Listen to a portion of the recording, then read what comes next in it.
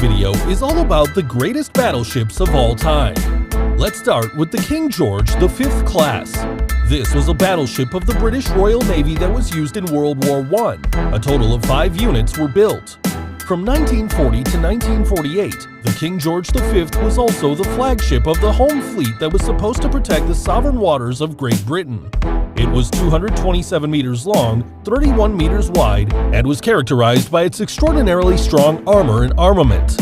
These included 10 14-inch cannons and several pieces of medium artillery with a caliber of 5.25 inches, as well as anti-aircraft guns.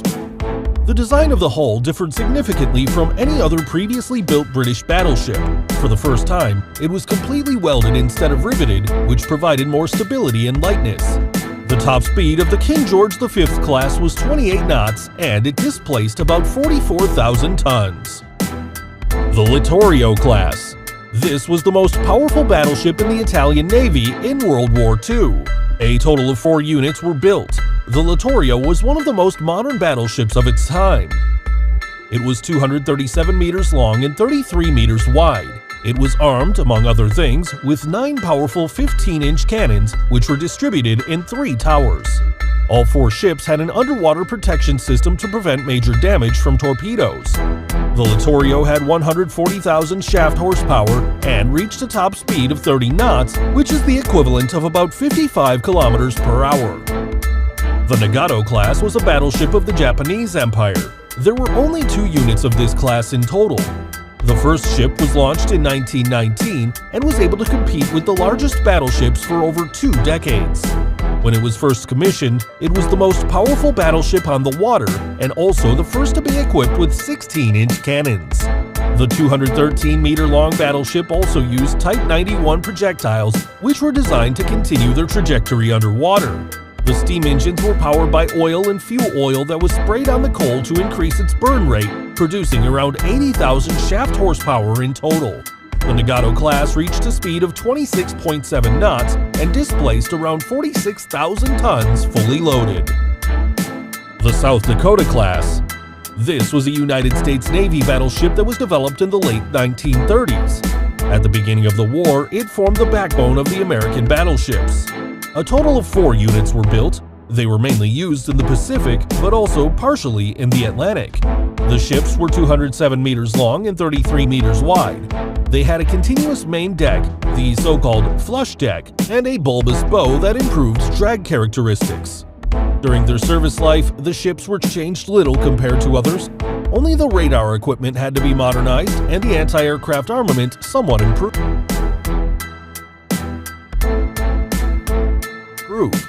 8 steam boilers, which were arranged in pairs in 4 engine rooms, supplied the steam for 4 turbines. The maximum speed was around 28 knots. The main armament were 9 16-inch guns. Each barrel was about 18 meters long. The fire rate per gun was 2 rounds per minute. The South Dakota class ships were of course also equipped with anti-aircraft guns. The armor was designed to withstand an immediate impact of 16-inch shell fire. These battleships even had 2 pivoting air-pulse catapults on the aft deck. This enabled the 3 Vought OS-2U Kingfisher reconnaissance aircraft that were carried along with them to be lifted into the air. The North Carolina class, although older, was even slightly larger than the South Dakota class. The 2 ships of this type were 222 meters long, 33 meters wide, and displaced 46,700 tons, only 500 more tons than the South Dakota class ships. The development of the ships was a bit chaotic, and it was initially planned to arm them with 14-inch guns, but due to the escalation of the war, 16-inch guns were added later. A total of 9 guns and 3 treble towers, 2 in the front and 1 in the back. With this equipment, the USS North Carolina and the USS Washington were 2 of the most powerful ships in the world. However, their operating time was quite limited because 2 years after the Second World War, they were already assigned to the reserve fleet, and a few years later, the Washington was scrapped and the North Carolina became a museum ship. With a top speed of just 27 knots despite the 121,000 shaft horsepower, this class was also a bit slower than the other battleships on this list. The Richelieu class was the largest battleship in the French Navy and was launched in 1939. In total, there were 2 units. the Richelieu, and the Jean Bart. The battleships were 248 meters long and 35 meters wide. They were based on the previous Dunkerque class, which was a bit smaller. The planners therefore had to design the best possible ship based on the fixed weight limit and the planned 15-inch armament. The 8 15-inch guns were distributed in 2 towers. 152mm guns were chosen as secondary armament. Here, the designers broke new ground by choosing a dual-purpose mount that could be used against both sea and air targets. In addition, 2 catapults were set up to help kickstart several aircraft of the Loire 130 type.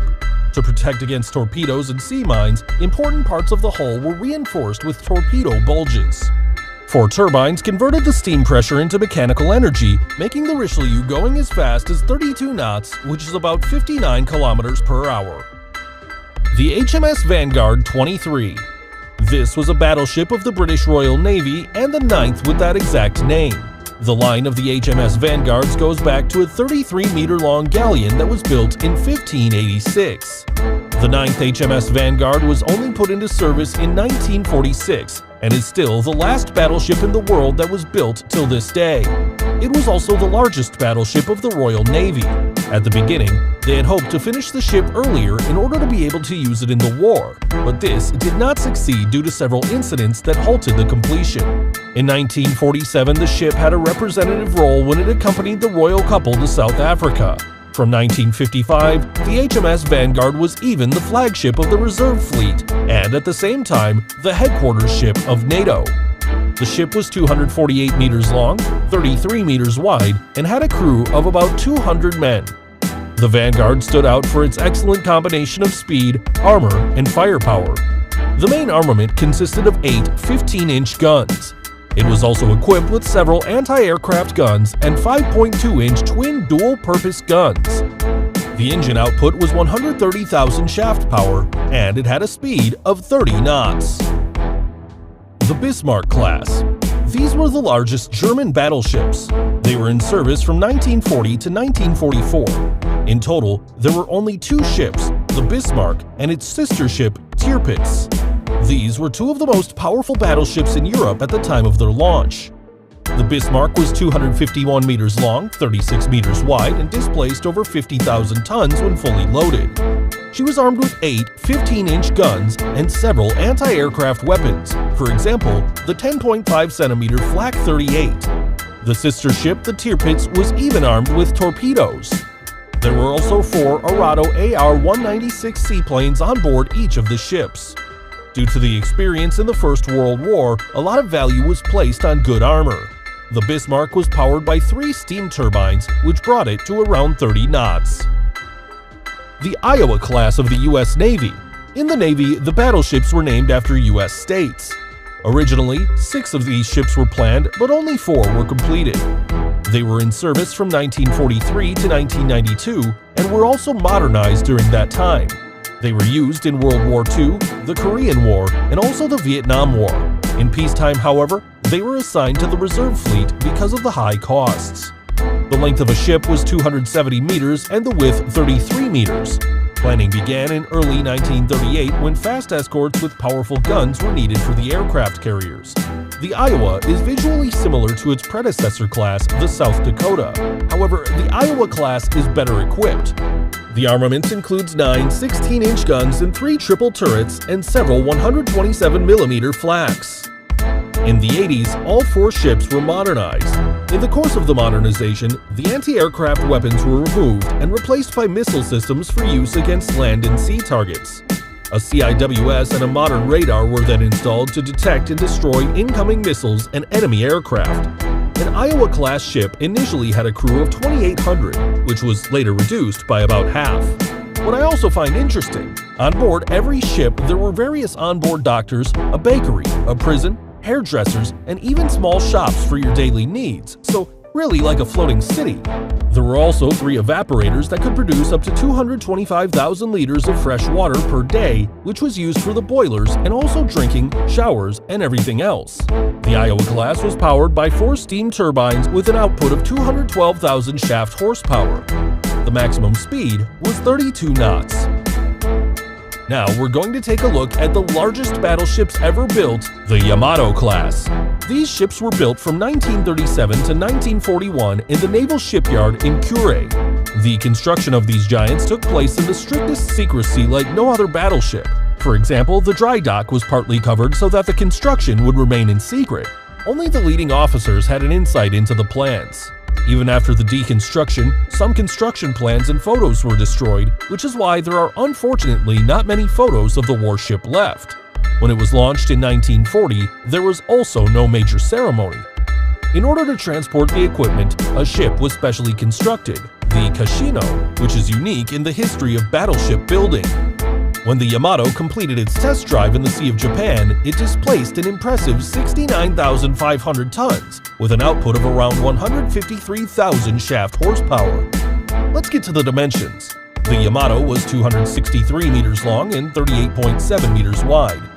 The Japanese battleship had space for 3,332 men.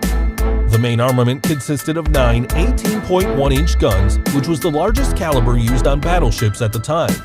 However, the anti-aircraft armament was rather weak and had to be upgraded a little later by 13.2mm double mounts. A corresponding radar for detecting sea and air targets was also installed later.